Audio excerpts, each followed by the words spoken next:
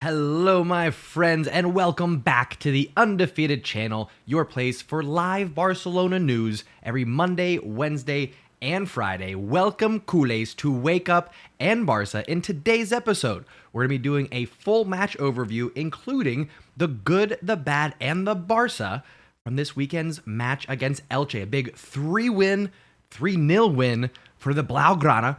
We will, like I said, do a full match overview. We'll get your thoughts, your opinions, as I go over the good, the bad, the Barça, and giving out the mustache man of the match. So if you want to be part of the conversation, go ahead and subscribe to the channel, participate in the chat with your fellow culés, and let's go ahead and kick things off the right way, my friends. Ladies and gentlemen, you are now tuning in to the undefeated Mustache John.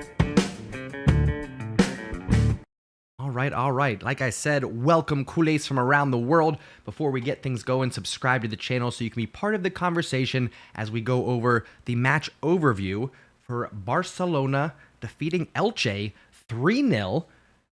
Big win for Barcelona. Yeah, bottom of the table, Elche. Yeah, they got a red card in the opening 15 minutes. But you know what? We're still coming together as a team. We're still gelling as a unit. So it was nice to see the boys come out, get a nice, easy victory, another clean sheet. Shout out to Ter Stegen. So again, yes, bottom of the table. Yes, red card early. Whatever. 2 goals from Lewandowski, one from Memphis Depay in between there. If we scroll down and look at some of the stats from Barcelona versus Elche, 25 shots, 9 on target, not too shabby. Could have been a little bit smoother, a little bit more accurate in terms of the shots on target, but you know what? I'll take that volume. I appreciate that. 78% of the possession, that's to be expected. Again, the points that I've already made. Elche bottom of the table going into this one and got themselves a red card in the 14th minute. 708 passes, 90% accuracy, which I always point out is one of the benchmarks that I look for. 89, 90, or better for me is a key indicator that Barcelona are clicking on all cylinders, that they're playing the type of football that they want to be playing. It's a small, subtle difference, but when you get 88% or below, I'm telling you, when you watch those matches, there's something off. There's something not quite right with the Blaugrana. So one of the key factors that I like to look at there, the 90% passing accuracy. 11 fouls, I don't mind the aggression. 2 yellow cards. Kessié actually pretty close to getting him sent off there. If the referee was a little bit less lenient with the flailing arms, could have been sent off, but thankfully didn't happen. Only the 1 yellow card to Kessié. 5 times offsides, 6 corners for Barcelona. And then after Real Madrid beat Atletico Madrid, going into October, since we have an international break coming up this weekend, Barcelona currently second place in La Liga, just 2 points behind league-leading Real Madrid, 1 point up from Real Betis. So we're sitting pretty.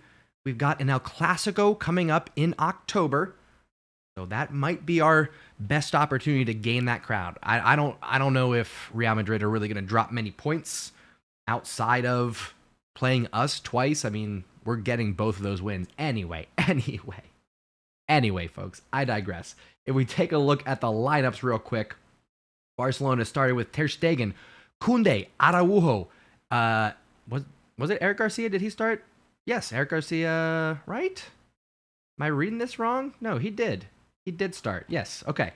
Eric Garcia started along with Balde, and then we had Kessié, De Jong, and Pedri, a surprise midfield trio. I don't think anybody saw this coming. When we did the match preview for Barcelona versus Elche on, Friday's episode of Wake Up in Barça, there was some speculation. We were saying Xavi was going to mix things around, but nobody was thinking that it was going to be Kessié, De Jong, and Pedri. Nobody called that one out. In front of them, the attacking three was Dembele, Lewandowski, Depay. We'll go over how the players performed. We'll talk about the expectations when we get over to the good, the bad, and the Barça. But for the time being, just showing you who was on the pitch for this one. And then, of course, Hector Bellerin came on for Garcia. Ansu Fati and Ferran Torres came on for Memphis Depay and Lewandowski. Gavi came on for Kessié at halftime and actually had himself quite a match. Rafinha also came on for Dembele there. So Xavi doing a wonderful job of rotating the squad right now, getting a lot of players as much playing time as you can without tipping too much away from a go-to starting 11 and consistency.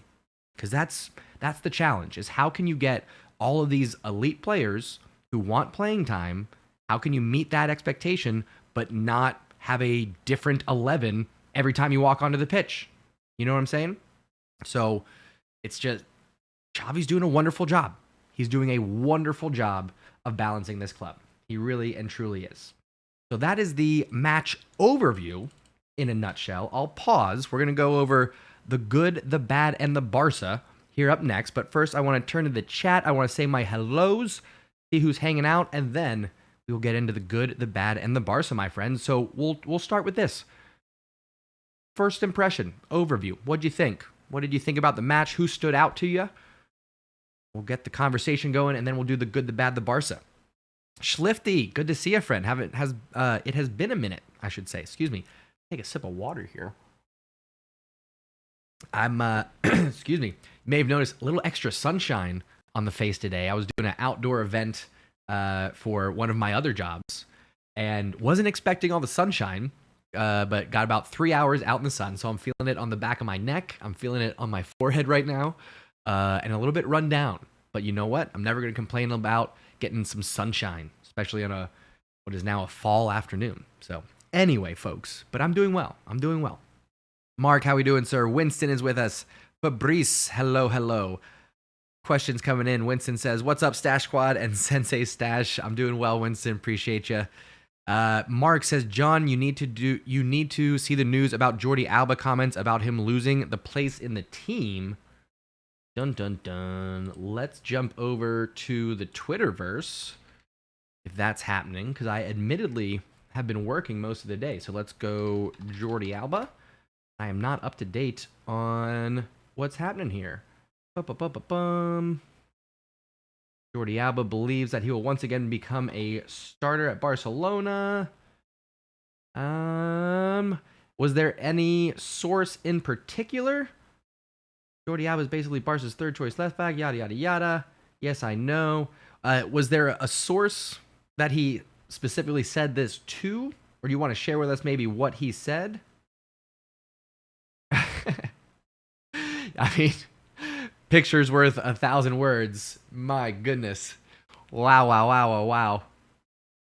Just let that sink in. Just let that sink in. I don't know what match this is from, if this is from Elche or another one, but I don't know about that. Mark says, check out Barça Universal. Give me 1 second. I might have them silenced, to be honest. Barça Universal.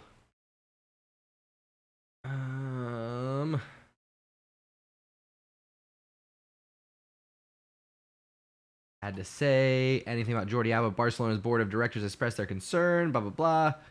And his salary. Jordi Alba, with his strong temperament and frustration with his current situation at Barcelona, he reproached the club staff who decided, so what if I'm not going to play later? He's,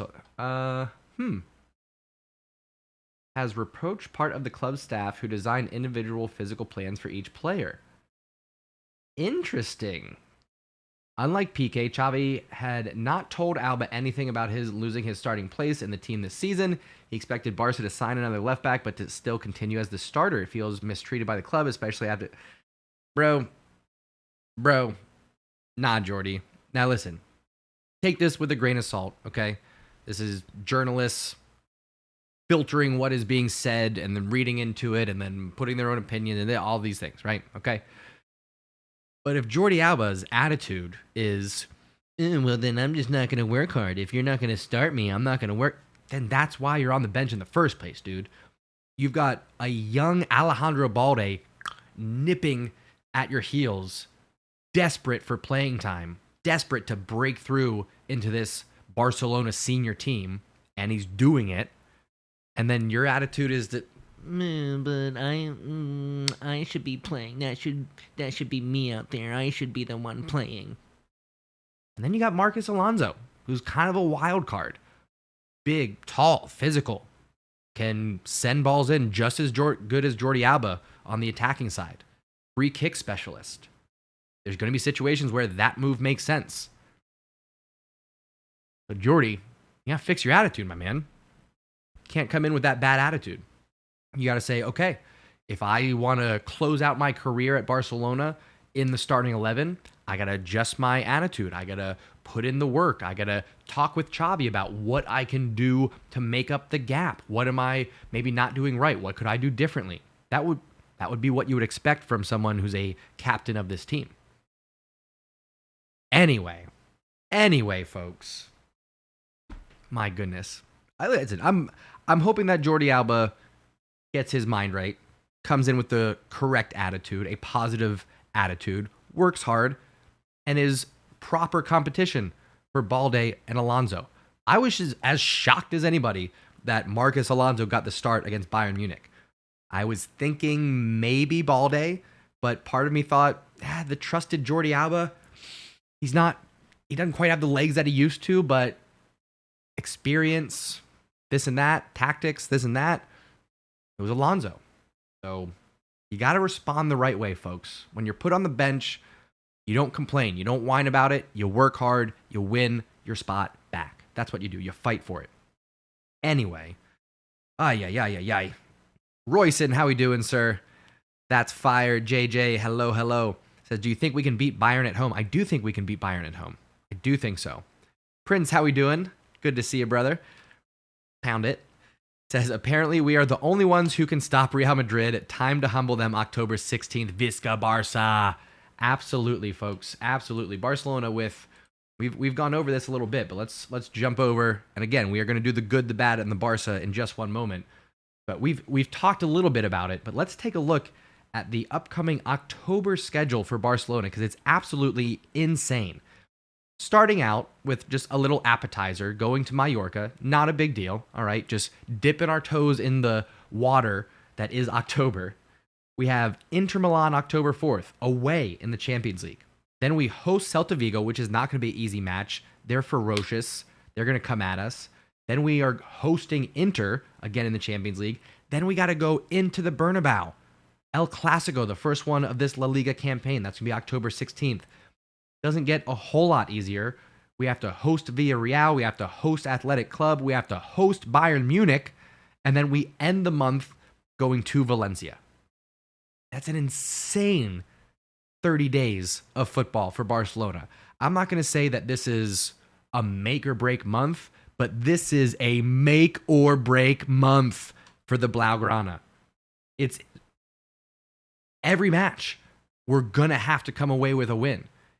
Inter Milan, Bayern Munich in the Champions League, Real Madrid, Villarreal, Atletico Bilbao, Valencia in La Liga. We can't mail it in on any of these matches. Wild fixtures coming up in October. Make sure you are tuned in, subscribed, turn on notifications, come hang out with us for all the live streams.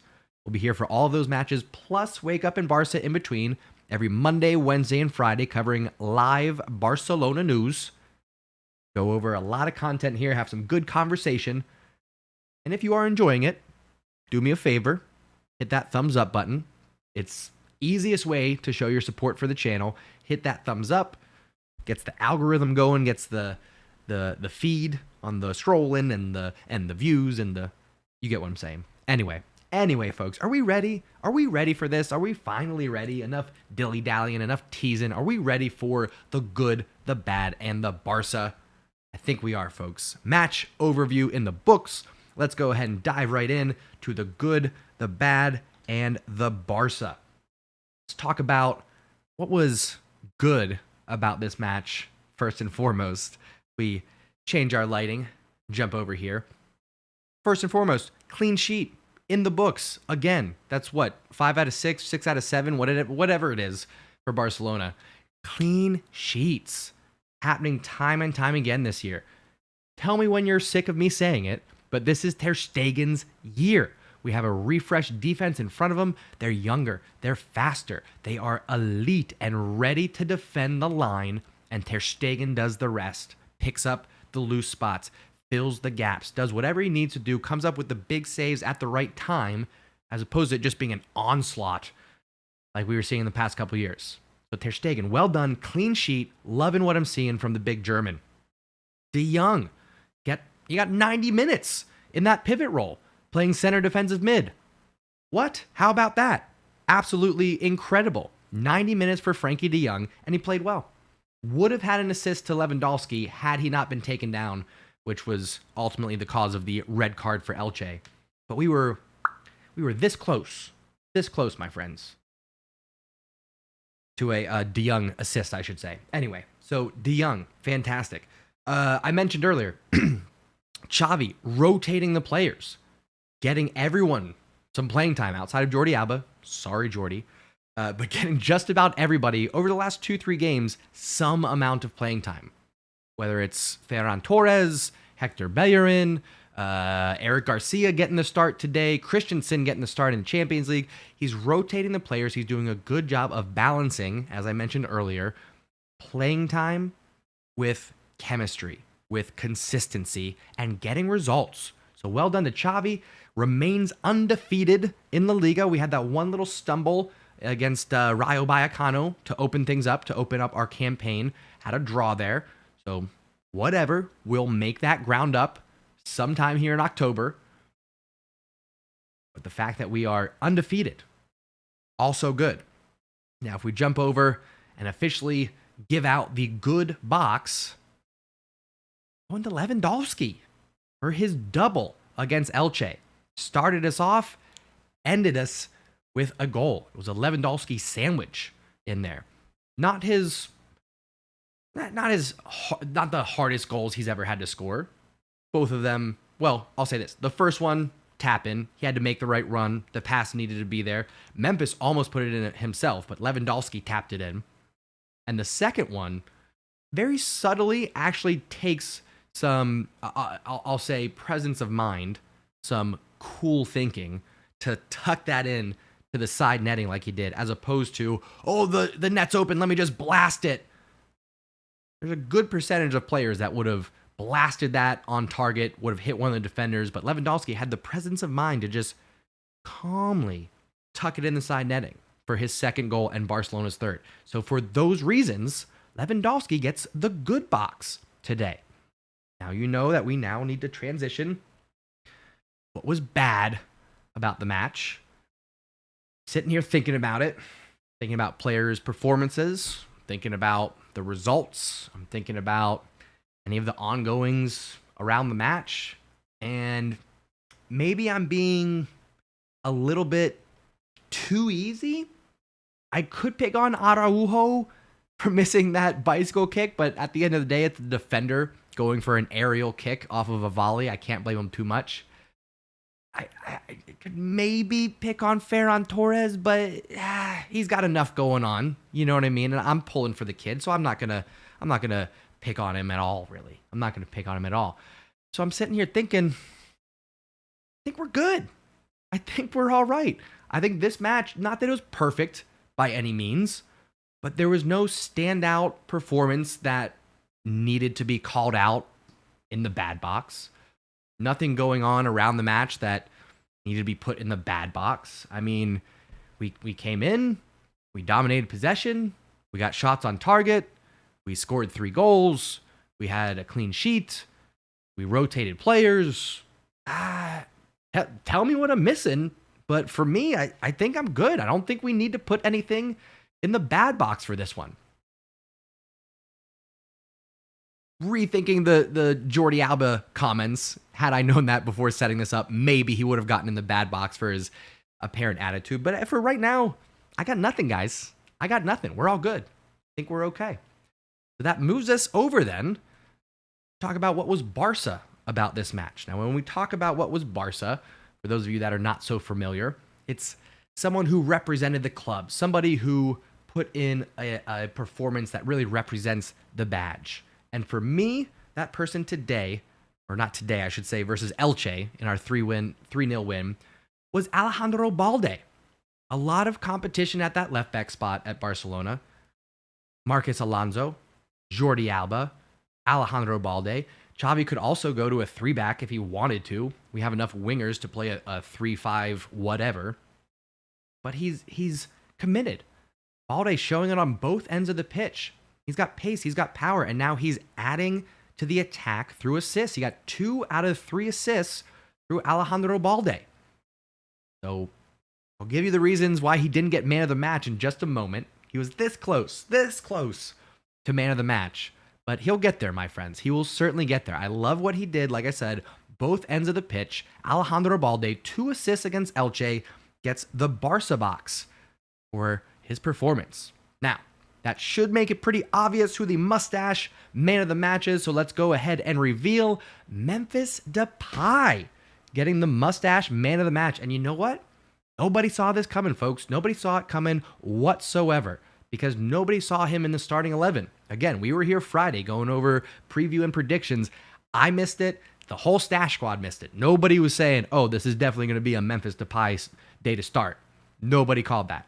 But you know what? He got the call from Xavi. He said, yes, sir. Put me in at the left wing position. Give me the ball and watch what I do with it. Played with his back to goal, posting up the defender like an NBA power forward. And you saw quick turn, quick setup, leading to goals, leading to almost an assist. So Memphis Depay gets 1 goal, almost got a second, almost got an assist, created some havoc there from that left wing. And I think, for my money, folks, I'm taking Memphis Depay on that left wing over Rafinha or Dembele just on that side. Okay, here's why. Here's my justification.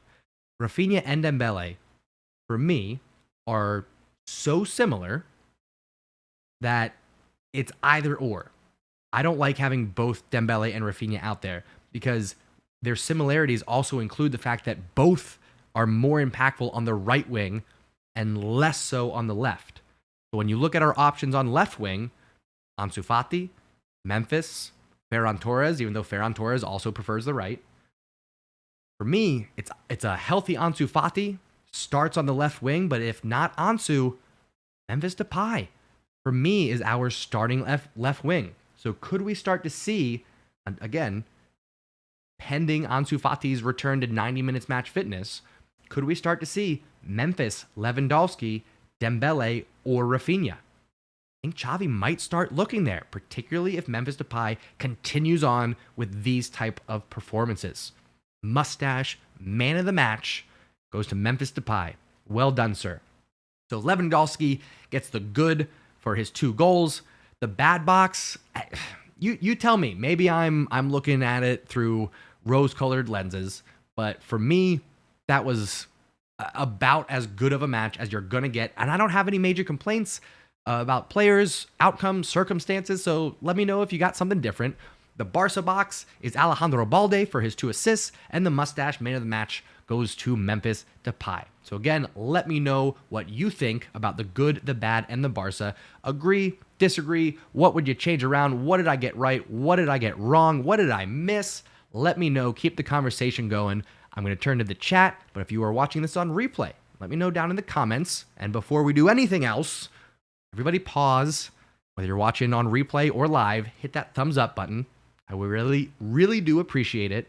Helps get the algorithm going, helps get some fresh eyes on the channel as we build this community all the way to 10,000 subscribers. We're getting there, chugging along, but that is the goal, folks. We are on the road to 10,000 subscribers here on the Undefeated channel. The Stash Squad continues to grow as we build a community of culés from around the world. So hit that thumbs up, subscribe, turn on notifications, come hang out with us Monday, Wednesday, and Friday for live Barcelona news, plus all of the live watch-alongs during Barcelona's matches. What do we think, folks? What did I get right? What did I get wrong? Let me turn and scroll a little bit here. Panda P says, underrated stat. Frankie had the most progressive passes of any Barca player in a single match with 16. The second most in a match, 12. Well done. Good stat, Panda P. Love that. Love that indeed. Mark says, from Luke de Jong to Braithwaite to Lewandowski. I know, up and down and back up again. Am I right? EM, how we doing, sir? Welcome, welcome. For those of you that have not checked out EM's channel yet, you are missing out. Excellent Barcelona-related content. reactions, and more. Please do check him out, and we're going to get him guest spotting on the channel here again soon. So make sure you are subscribed to his channel as I get something in my eye. My goodness. Sorry about that. But yeah, EM, good to see you, brother.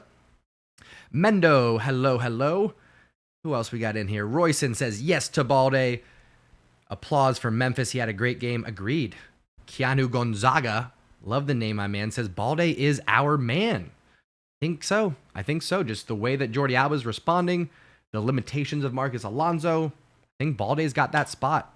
Now, are we going to look to bring in somebody to challenge him in the summer? That's the question. Because even if Alejandro Balde secures that left back spot, Jordi Alba and Marcus Alonso, I don't know if I have a eyelash in my eye or what, but Jordi Alba and Marcus Alonso both heading out of Barcelona. They're going to be here for another year or two, which means we might next summer look for competition for Alejandro Balde. Might happen.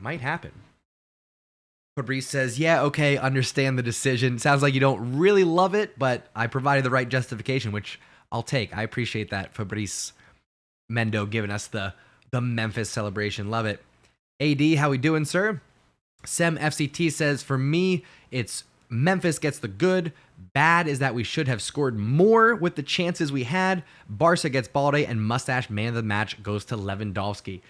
A fair assessment, Sem. Here's what I'll say. Sometimes it's weighted by expectation of the individual. So the more often Lewandowski scores a goal or two, especially when they're tap-ins, it's not going to get him as much prestige towards the Barca box, the mustache man of the match. When you get somebody like a Memphis, who has had very little playing time, but answers the call, comes up big, that's weighted pretty heavily.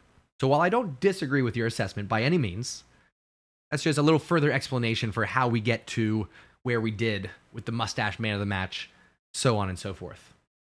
But I love your thoughts, and I appreciate it. Sem says, only reason Memphis is not the mustache man of the match is because he lost the ball quite a few times in the first half. Fair assessment, Sem. Appreciate the opinions. Mark says, we actually scored more goals than Real and conceded the least. We should bring Gaia and Arnold next year. Our defensive will be locked for years. Are you talking about Alexander Arnold at right back?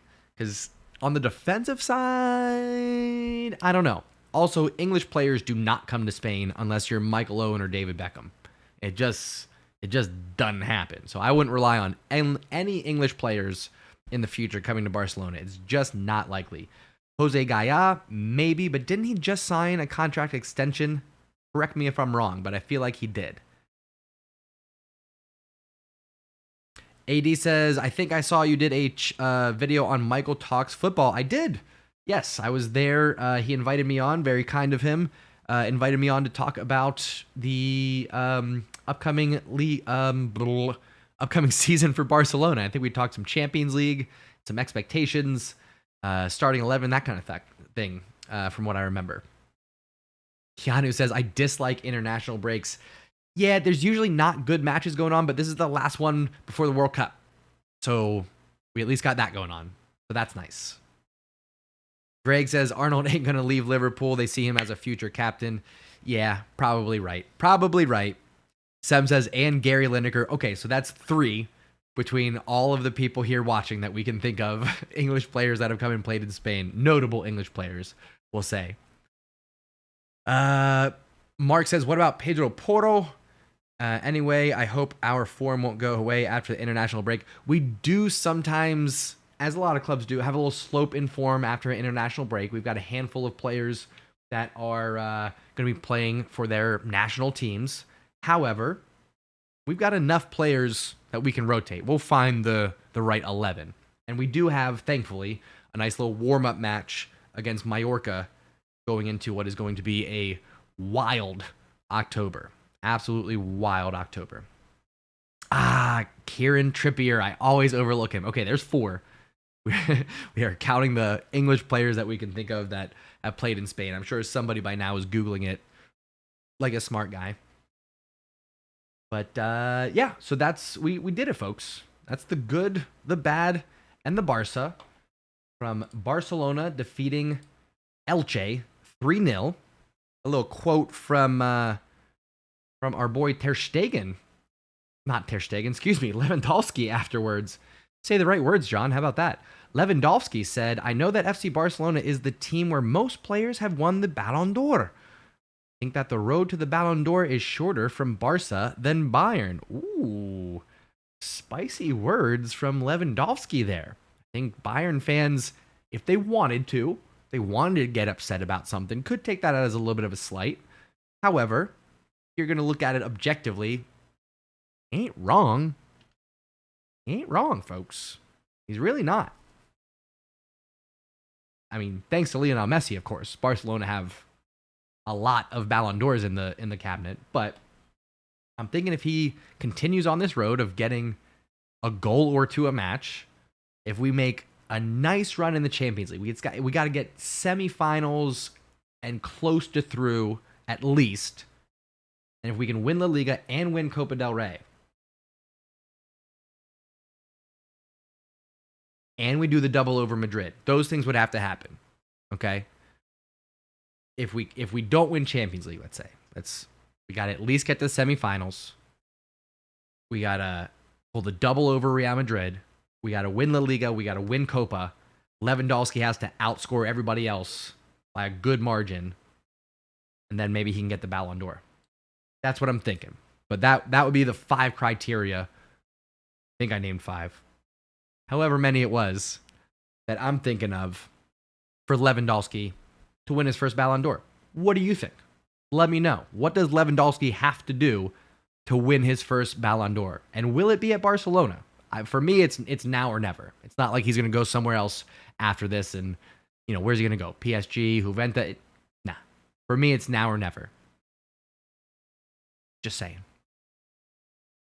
Anyway, jumping back over here into the Twitterverse, we did have some players recognized for their performances. Alejandro Balde, Frankie de Jong, Pedri, and Lewandowski, all included in the La Liga Team of the Week. My goodness, say words, John. That's 4 Barcelona players, all included in the La Liga Team of the Week. And if you look at it, not a bad squad. Not too bad. Borja Iglesias up there. Daniel Parejo, the crafty veteran. Not so familiar with those other defenders. Alvarez, Duarte, Correa. Not super familiar with them. Ledesma for Cadiz, as we just saw, outside of us pummeling Cadiz. He's pretty good. Pretty decent there. Anyway, so nice to see our players recognized for their performances. Alejandro Balde, Frankie de Jong, Pedri, and Robert Lewandowski getting their shout-outs. Well done. Well done. Keanu says, are we going to see peak Ter Stegen this season? Yeah, I think we're seeing it in development. A little setback against Bayern Munich, but it'd be tough to blame Ter Stegen for those 2 goals. It really would be. Man left unmarked at the near post on a corner kick. Breakaway, Swiss cheese defense, one-on-one, got beat. It'd be asking a lot to stop Leroy Sané one-on-one when he just split through 3-4 defenders on his own. You know what I mean? Just saying. Winston says, top scorer in La Liga, Champions League, and a trophy. And Lewandowski can get Ballon d'Or. He would for sure need to be top goal scorer. Absolutely.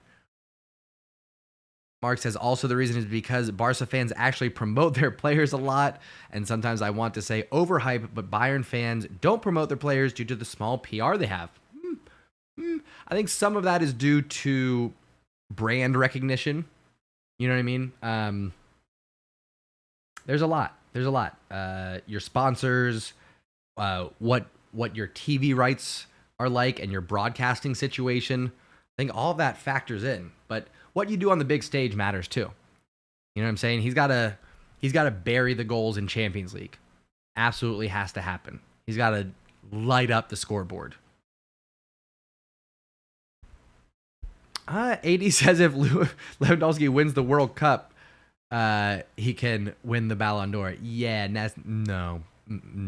Poland's, no, not going to happen. Sorry. Shuri. Not going to happen. Shake the room. How we doing, sir? Glad you're staying up with us. Winston says, do you think international play affects the Ballon d'Or? Yeah, right? Am I wrong about that? I'm pretty sure it does. It's just, it's only every couple of years that is influenced. Euros / Copa America, and then World Cup. And that's every 2 years offsetting between those two tournaments. So I'm pretty sure it does factor in. I'm kind of speaking out of turn here, but I think it does. Pretty sure. But who knows? Who knows, folks? Who knows? Questions to leave you with. All right? That is going to do it for this episode of Wake Up in Barça. I hope you enjoyed it. If you did, don't forget to drop a like on your way out. Puts a smile on my face when I see those likes go up. It really does help support the channel, help keep us growing as we build this community to 10,000 subscribers.